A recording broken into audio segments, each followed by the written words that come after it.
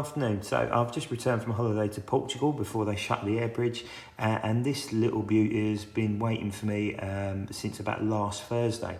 So for anybody who don't know the brand is Forces of Valor, and this is really in its second sort of coming really. So it used to be owned by a company called Unimax, and they made a lot of aircraft. I think they was around about sort of 2007, 2008, sort of towards the end of the model zone days. And they made a lot of aircraft, and they were owned by a company called Unimax, and they were renowned for their land warfare stuff, so their armour, like Tiger tanks and Shermans, did a selection of Second World War aircraft, a selection of jet aircraft, and a few helicopters. So the Chinook has only been manufactured, to my knowledge, by both Corgi, Forces of Valor, and obviously this second version, which I'll talk about in a minute, and by Amicon, who did a copy of the Corgi SAS Gulf War Chinook, which isn't bad, but very plasticky.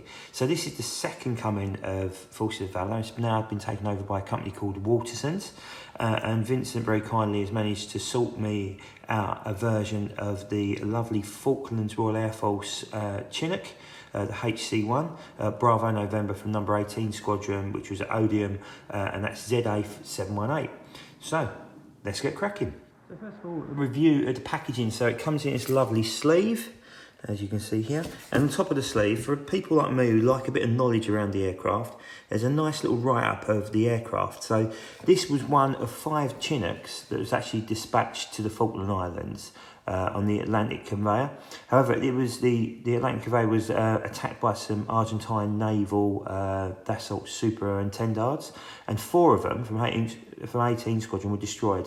But thankfully, this one, serial number ZA718, survived, and it was out picking up some freight from HMS Glasgow, so it managed to avoid the attack. But some facts and figures that come with it: it helped transport approximately 1,500 troops, 95 casualties, 650 prisoners of war, and 550 tons of cargo just on its own. So it gained the nickname Survivor, and was awarded the first Distinguished Flying Cross. So that's something I didn't know. I can be forgiven because I was only 1.5 when the Falklands actually happened. But it's a nice little sort of facts and figures really about the aircraft itself. Now on the rear of the box, we just got some details around some of the how it's built and some of the features of it. So partial die-cast metal body structure. All the interior is fitted out, including cabin and cockpit and pilots. Obviously got your movable blades and rear access ramp, which we'll get to in a minute. You've got some lovely pad print resolution details, which we'll get to in a minute. Obviously comes with a display stand as well, and also comes with a helipad landing display from a carrier. So if we turn that round, actually have a look at the model itself. There's the model itself, which I'll get out in a minute and have obviously all assembled for you. Now, first impressions, the grey is probably a little bit bluey, but the actual build and the quality of the decals, no gaps, really, really, really strong build. The details on it look fantastic, and actually it's only $39.99 retail as well, which is around about £10–15 cheaper than a Corgi one. But let's get to it. I'll open this up, get it all assembled, we'll have a look around it then. So I opened the box, and I thought I'd show you this stage as well. So as you can see, I'll bring the aircraft a little bit closer. Comes on its display stand there, which you could display like this, but you won't be able to fit your rotors on. So you can take these bits off and just use the actual base of the display. It's actually screwed in by 4 screws, so it's well held in there, as you can see underneath. There's 2, I think there's 1 screw there and 1 at the back, sorry, 3 screws at that be, and there's another little base bit. But the really clever bit is underneath, where, I don't know if you can see, all the rotors are there stored in there. You've got a number of aerials on either side, and of course you've got a display stand, and it also comes with a great little diagram to put it together. So next stage you'll need is a tiny little Phillips screwdriver to get it out, and hopefully next time we get to us, the actual aircraft will be assembled. So here she is, fully assembled. I'm going to talk you through the assembly process, because it isn't that straightforward, so that might put some people off. There's a number of bits that need to be attached. So first and foremost are the antenna at the front. They're incredibly fiddly to put on, so just be really, really careful. I've added a touch of glue to the base to make sure they fit in there nicely. But there is a hole for them to put in, but they're very, very, very delicate. So just be careful, use some tweezers or something like that.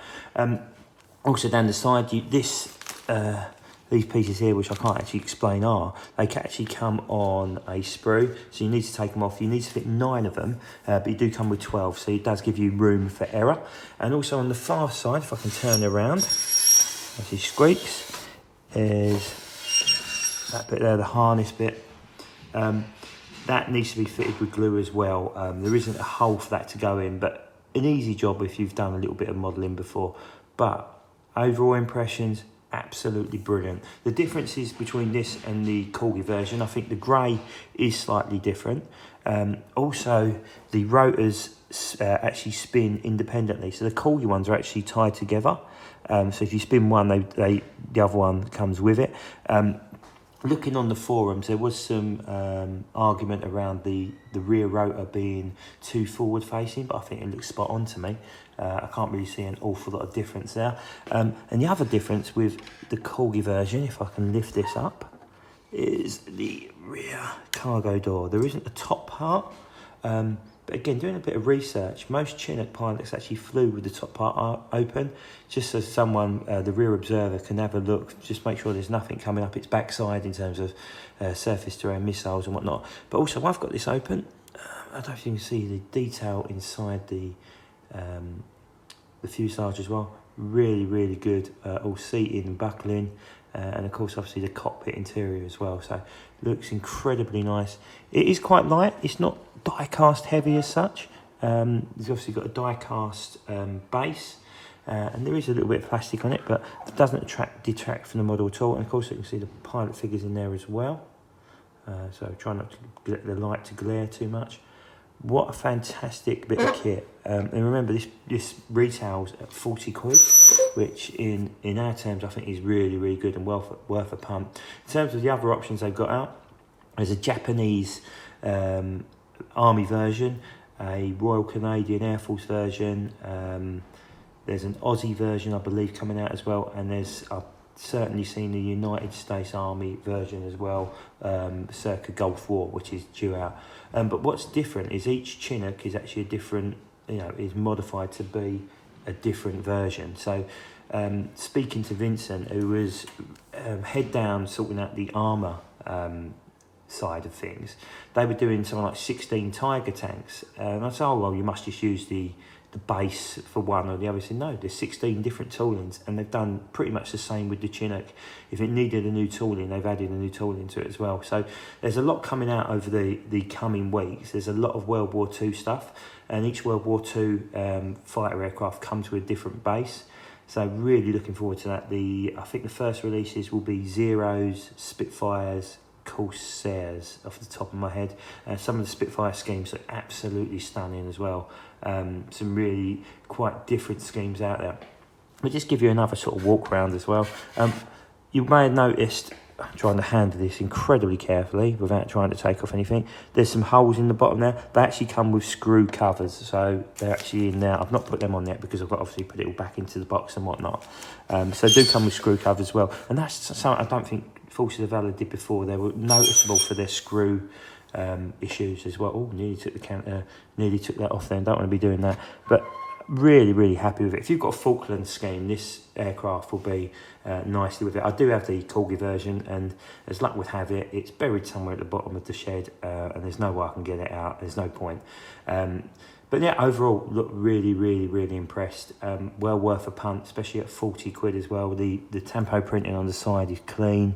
Lots of detail as well. As you can see, I think I done a great job of it. Well done, Forces of Valor. And one of the things that was often associated with Forces of Valor is they were quite toy-like.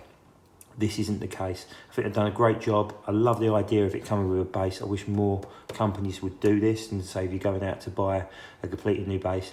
Because let's be honest, you could park a Harrier on it or two. You can swap your displays around and just keep it fluid and make it look a little bit different from the here and now. And it'll go nicely with the Corgi carrier with the two Harriers on as well. That would look really lovely next to that, set up next to that.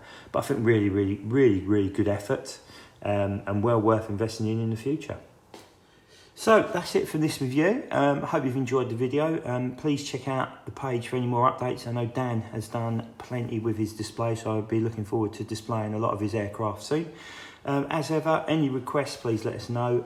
Thanks for all the followers. As we approach 15,000 on Instagram, which is nothing short of sensational. So thanks for all your love on that. And hopefully I'll be able to catch up with a few of you at the Duxford September Air Show. Fingers crossed that it all still goes ahead.